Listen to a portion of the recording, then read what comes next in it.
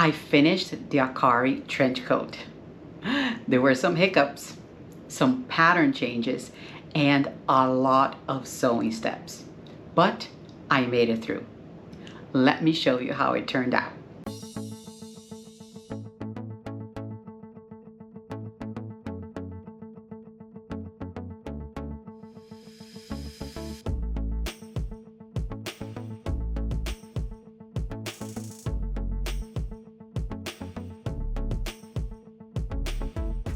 Hi everyone, my name is Karen and this is my channel KGFL Creations. Well, it's Friday and you know what that means. Another episode of hashtag Friday Sews. As usual, I talk about what I'm wearing today, but I'm going to do that very quickly. This is one of my many classic tees. I made this last year, the year prior. I don't remember. It's just a basic t-shirt from a fabric that I got from Walmart. Yeah, but what I want to talk to you today is about the Acari Trench Coat Toile. Yes, I finished it. Well, not really.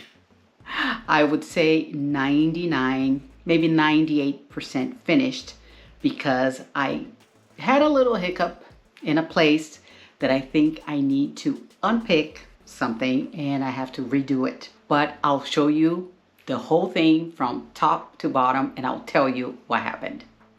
Okay, I do have the toile of the Acari Trench Coat and here it is. I am sure I'm not going to be able to show you from top to bottom because this thing is pretty long. I'm going to go back a little bit. Maybe you can see it all the way to the bottom. Yeah. It turned out great. Really, really good. I am so surprised that I was able to finish this. This is just amazing, amazing, amazing. I am so happy. Every time I finished this, it was 2 days ago. And I had it hanging here on my little hanger that I leave here. So every time I would pass by and look at it, I would think, oh my gosh, I can't believe I just made that. It turned out so good. It is a good pattern. If you guys want to try it, I would suggest you do try it. Great pattern. I had a couple of problems, which I am going to tell you what I ran into, but it wasn't that bad. It was not that bad. It had nothing, well, I wouldn't say nothing to do with the pattern because there was one step that I really, I don't know if I didn't understand or it's too, to me, the wording and the instructions is a bit convoluted. Could be, I don't know. But I'll tell you about it. I will tell you about it. Turned out really good. I'm going to tell you what I did differently in the introduction. In the intro, I did say that I did some pattern changes to this.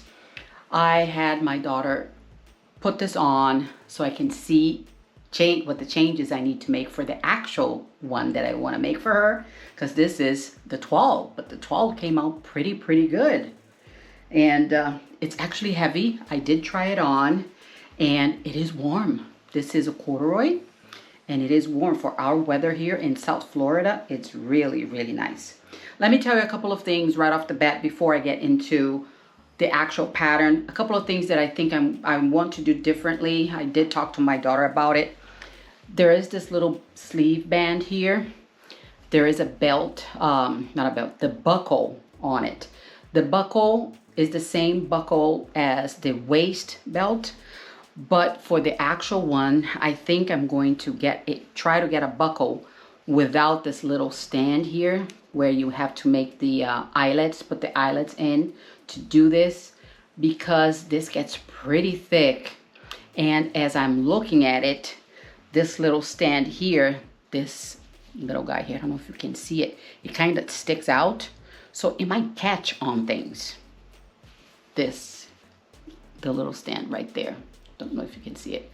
So this might catch on things. So I was talking to her and I said, if I can find a little buckle without this little thing here, I would just put it through, right? And to stay in place, I could just tack it in a little bit, couple of stitches here and there, and it will stay in the place that we want. So I think I'm going to do that because I'm not comfortable leaving this little thing here kind of sticking out so it could catch on things. Or, you know, while you're walking around, you can do something to somebody. I don't know. So that's one thing that I have to buy. I still have not purchased the buckles. I was waiting to see what was going to happen with this one so I could go ahead and buy the buckles for the actual coat that I want to make for her. Now I am going to tell you the changes that I made to this pattern. I know there's a lot of glare here, but I'm gonna try to do it anyway. The lining, this is the back piece of the lining. The instructions tells you to cut the same piece as the outer fabric, but there's no extra give inside here. I'm trying to hold this up so I can show it to you. There's no give, and usually when you have a jacket, there's always a little pleat in here. So when you do this, there's a little bit give in the jacket. So I had to change this a little bit. I added about 1 inch, and I did a little pleat here up top, and it kind of goes down. You see my finger here? It kind of goes down, and it tapers off up to here. I looked at one of her jackets, and that's how it was made. A jacket or a blazer, I don't remember what it was. And it tapers down, and then here at the bottom here, it kind of comes together, and then you can do the bottom portion of the opening, the back vent here. You can do that. So is that the only change I made to the pattern? Yes, that was the only change I made to the pattern. Everything else was done according to the instructions. Everything else, the only thing was this. And I think I did show you, yes, I did show you on another video, the inside. I'm just turn it inside out. One sleeve here. This is the sleeve with the bodice in one fabric and the sleeve in another. My goodness, these fabrics, they were so slippery. It was just unbelievable. I had to use so many pins because they wanted to move all over the place. I switched to a microtex needle on my machine so I can stitch this and have no problems with the pulling and having one of those, you know, the little runs in the fabric, so nothing happened to it because I used, I think it was a 70, let's see here. No, actually 80-12. That's the one I used. I have it on my my pad here where I keep my needles. Yeah, 80-12 microtex needle worked great when I was using the sewing the lining to it. I did say that I had some trouble with the pocket. Let's talk about that now. I had to put my glasses so I can read. I know there's some reflection going on here, but let's talk about the pocket. What happened with the pocket that I made the mistake? It was on step 13. I read, I'm gonna put it up here for you guys to see. Stitch the welt and pocket lining together, starting and stopping exactly where the welt begin and ends. I looked at the picture, and from the picture I thought that the stitching was right on top of some other stitching that I had done previously, 1/4 of an inch, that would be on the outside, showing on the outside, kind of like a top stitching. So I kind of sewed on top of that, but I was supposed to only stitch 1/2 of an inch from the edge. That was mistake number 1. And then mistake number 2 was step number 14, which to me is very convoluted. I'll put the picture up here, and it says, with right sides together, pin the pocket lining to the front, sandwiching the welt in between. The straight cut edges should align with the line inside the welt placement marking. 2 half circles on pocket lining should match the halves of the circles on the marking. Jesus, that's a lot of wording. So I looked at the photo, at the little drawing here. I looked at it, I'm like, okay, it says welt placement marking on front. Align lining edge to welt marking inside line. So I kind of aligned it to the place, but one thing that I did not align was the half circles. It says align half circles. I aligned the edge of that. So I think that's also, it was a mistake from step 13, and then another mistake on step 14, which I did not understand. But after I did it, now looking at the pocket, now I know what I did. I should have stitched on 13 at 1/2 inch. And then when I went to step 14, I needed to align it a little bit further up, and then it would have landed in the correct place.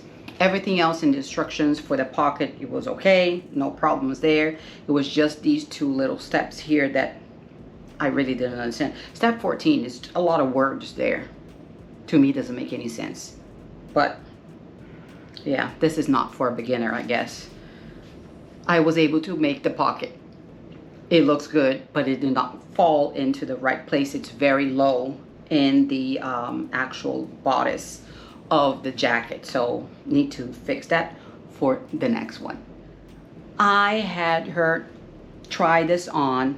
She got home from work and I told her, you need to go and I need to get some pictures of you with this, and I need to see what changes I need to make to the actual pattern.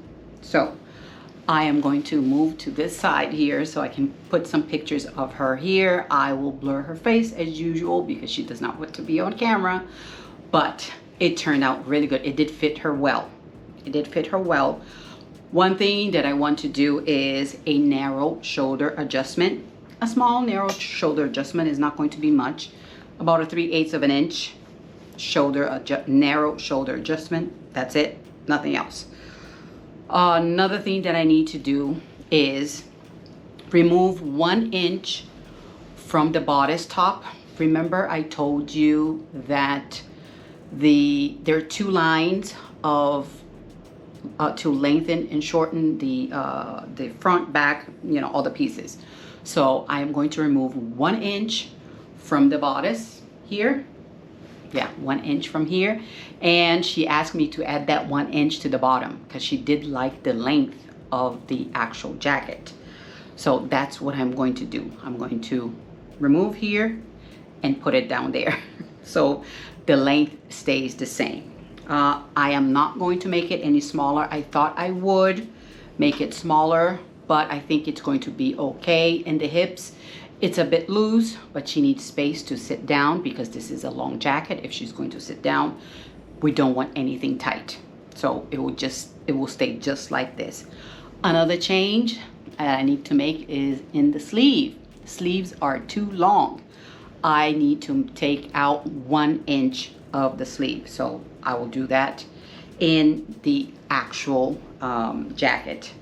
And as you can see, some of the pictures that I've been adding on, I asked her to turn around, and yeah, it looks really good on her. And I already told you about the buckles that I need to do. What else? Oh, I forgot about one little change that I made, another change.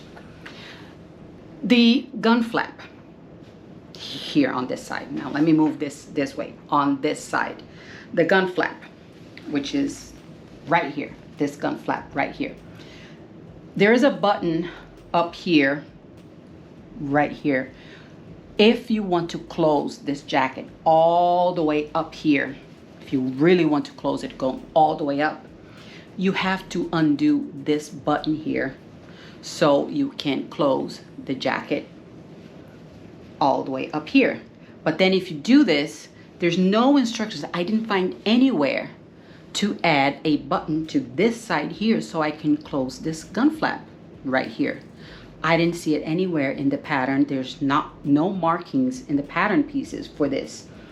But I did see some pictures online for the ladies that made some of the jackets. Some of them, when they buttoned up, this was left loose. Other photos that I saw, they added a button right here. So I was wondering, did I miss something in the instructions? I read it again. I didn't see it anywhere. And the number of buttons of this size, I counted. The instructions tells you to use a certain number. I don't remember how many. And this one here was not in the count of this size button. So I did that. When this is closed all the way up and the gun flap lays down, I added this one button here so you can close the gun flap so this thing is not flapping around just like a crazy thing. And when it's open, there is the other button on the actual side here to just close it. Let me see if I can do it with one hand. Nah, I can't. Yes, it went through. So if you have it open, you have this one button here to secure the gun flap. I don't know, it's kind of weird, but yeah. There is a buttonhole, there are two buttonholes on this side, one here, number 1, and then in number 3 position. So when you close this whole thing, there's a button on the inside here, one up here, and one down here. So you can button this up and close the whole thing, and it'll be nice and secure, and you're nice and warm. Yeah, I was surprised how heavy this is. I usually use my black hangers, but that little hanger is not strong enough to hold this. And it's actually really warm. Now I'm going to tell you the other problem that I had. I don't know if I will be able to show you this. Let me just put it in my arm here. This is so long. It's with the back vent. Let me lower the camera a little bit. It's gonna just shake a little bit. Yeah. So here you see this little white thing? That's a pin that's holding this.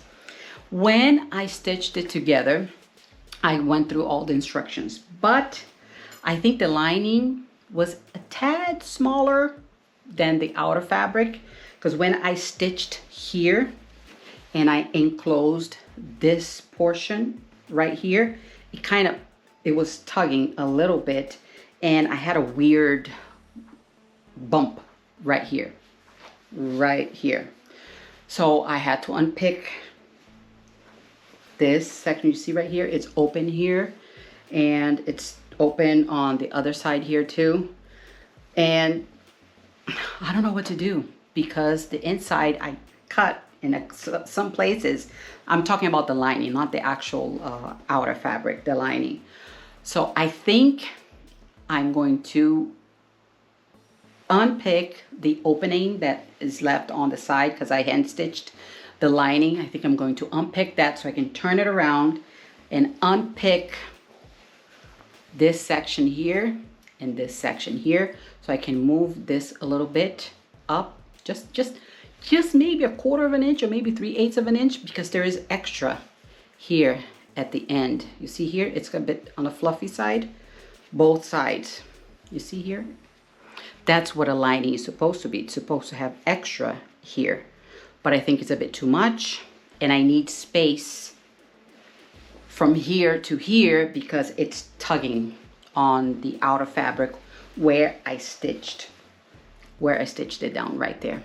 So that's why I said that this was 99 or 98% finished, because of this little portion here. I finished it. Yes, I did. I sewed the whole thing. I hand stitched everything. And then when she tried it on, I looked. I'm like, I don't like that. And my husband's like, yeah, there's something weird going on there. And then I tried it on, and she looked at it and she's like, yeah, there's something weird over there. And yeah, it's tugging. So the lining is a little bit smaller than the outside. Maybe the outside stretched a little bit. I don't know, maybe I cut the lining a little too short. Could be. Maybe I placed the marking in the wrong place and the ends here ended up a bit too much. Could be. I have some space right here. So I think I'm going to do that. I'm just going to unpick this area right here and redo it to give me a little bit more space in the lining so it's not tugging and not pulling. So that's the only thing that I need to do on this one. And that's it. That is it. And I am so proud of this little jacket here. I'm going to put the camera back. Okay, it's back. I am so proud of this. It took me a long time. You guys could see it took me forever to make this, and it's going to take me forever to make the other one. But now I know what I need to do, the changes I have to make, and pay attention to the lining, make sure that it's a tad little bit longer in this. Let me just see if you can see it. In this portion right here, make sure that it's long enough so it's not tugging right there. That's the problem. That's why it's still open there. And you can see it, I stitched. I don't know if you can see it. I stitched and it's still tugging right there. So yeah, little hiccup. But I think it happens to all of us. I know some of you were asking about the actual fabric, that I did not show the actual fabric, and it's in here. It's still in plastic. It's gonna be a bit noisy because I'm going to open this. When we got home from, we went to Mood Fabrics down in Miami. And over there, everything is in the long bolts, the long roll. They all rolled in these long pieces of cardboard. And we went there, we were looking, the pattern said 4.5 yards. We were going to buy 5 yards of fabric. And then when we unrolled the fabric, there were 6 yards. And my daughter's like, I don't want to just leave 1 yard behind. Give me the whole thing, give me the 6 yards. So the lady asked, do you want it on the same bolt? Does it fit in your car? And we're like, oh yeah, it fits in the car. And they even have the long bags to put them in. Look at this. They tied a knot up here and it's all covered. It was good. It was raining that day, so it was good that it was covered. So when I got home, my husband was like, what did you bring? I'm like, well, this is the fabric. So let me pull this down so you can see the color of the fabric. It is green. I don't want to go up too much because I'm going to hit the fan. So this is the color of the fabric here. It is a wool. It is not too thick. It's a wool. It was expensive. To me, it was expensive. She paid for it. She didn't even care. She's like, oh, I'll just pay for it. Yeah, very nice fabric. Mood Fabrics. Wow, they have so much good stuff there. OMG. It's a place that you need to have money to go there. Yeah. So this is the fabric here. I am not going to wash this, but I am going to steam it as I go because I have to iron this and have to apply interfacing and on and on and on. So I'm going to get it to my ironing board and I'm just going to steam it a little bit. I do have a steamer that I think I can also use on this just to make sure that it will shrink as much as possible. And after it's done, this is not going to go on the wash. It will need to be dry cleaned. So I'm not worried about that. But as the interfacing goes on, I'm going to cut pieces of it and test the interface. I'm going to measure a piece, put the interfacing and see how much it shrunk. Let's do a little test and see what happens. So yeah, this is the actual fabric. 6 yards of this. I am going to pull the lining so you guys can see that. I'm going to put this back. I'm going to pull the plastic and I'll be right back. I have the little Mood fabric bag. It's a small little bag because there's 4 yards of fabric in here. Doesn't look like there's 4 yards of fabric, but it's very nice fabric. Let me pull this out so you guys can see.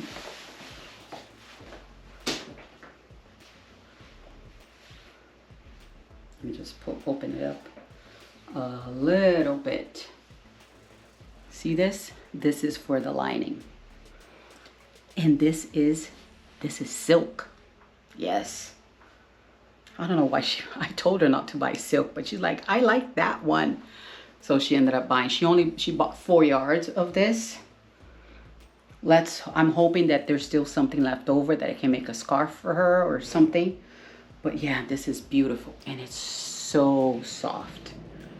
So soft. This one I will need to use a Microtex needle, maybe a 70 or even a 60, 68, I think it is. I do have that. I did purchase 60/8, 70, 11, I think, or 10. So one of those I will use, but this is just, I'm not gonna put my face because I have a little bit of makeup on, but this is so soft. It is delicious, delicious. It will be a great lining for her expensive jacket. This is going to give me stress when I cut this because this is expensive fabric. And she's like, Mommy, don't worry about it. If something happens, we can always go back and buy more. I'm like, really? This is expensive stuff. I don't want to ruin anything. So I'll have to pay a lot of attention when I'm cutting this fabric. Another thing that I'm not going to wash, this will not get washed, because for me to wash this, I have to hand wash and hang it, and that is not happening. And during interfacing, no, there's no interfacing that goes on this. So the ironing will be with a piece of cloth on top. I have this little piece of cotton here that I put on top of everything that I iron. So I'll be using this, or maybe a bigger piece when I iron this at a lower setting, at the silk setting. Make sure that I don't burn anything. And also with the wool, I'll also use this, so there's no iron marks in the fabric. So yeah, very nice, pretty silk that my daughter purchased. And while we were there, we also found the buttons. She bought gold buttons. These gold buttons will go very nicely with the green fabric. She did take it and put it on top, and she liked the green buttons. So there's the bigger button here and the smaller button here, the smaller button. And we bought a bunch. She bought extra buttons. She bought too many buttons. These buttons, everything was expensive. I think like each button was like $1 or something, or $2 per button. But they're very nice buttons. So yeah. The only thing I need to buy now is the buckle. I need to find a buckle. I found a website that has a buckle, but it's a very expensive buckle. It's a brass buckle. I think it's going to be very heavy. It's for leather belts. So I think it's going to be too heavy for the actual coat. So I'm going to search again on Amazon and see what I can find, so I can buy the waist belt buckle and the little buckle for the sleeve bands. They need to be the same color, gold color, but one with the little pokey thing, I don't know what that's called, and the other two without it. So as usual, we talk about what's coming next. Next will still be now the new Acari trench coat that I need to cut the green fabric. Actually, I'm going to try to steam it a little bit. I'm going to unroll it little by little, steam it, do some working on that, and then after that I'll cut that. And then I need to cut that silk very carefully, cutting the silk. A good thing that there's no matching pattern, fabric matching at all, so you can just cut. It's pretty wild, abstract flowers or something, so there's no matching at all on anything, so I can just cut whatever I want, and it will be okay. And hopefully I'll have a little bit left over to do a little scarf for her, so she can just tie it up on her neck and look pretty. Let me know in the comments below if you have done anything like this, the Acari trench coat. I have seen some pictures online of people that made the Acari trench coat, but yeah, this was an intense sew. And I am so happy, so happy, and I'm proud to have finished the toile, and it turned out really good. Other than the little problem I had in the back vent, which I'm still going to fix. Need to fix that, but that has nothing to do with the pattern. So yeah, let me know in the comments if you have done it and if you plan to do it. You can do it. If you want to, just follow the instructions. That's it. Step by step, step by step. A lot of instructions, but it can be done. It can be done. I'm telling you, yes, it can. If you liked this video, can you please hit that like button below? And if you can also subscribe, it will mean a lot to me. Don't forget to hit that notification bell so you're notified every time I upload a video. I will see you on the next one. Bye.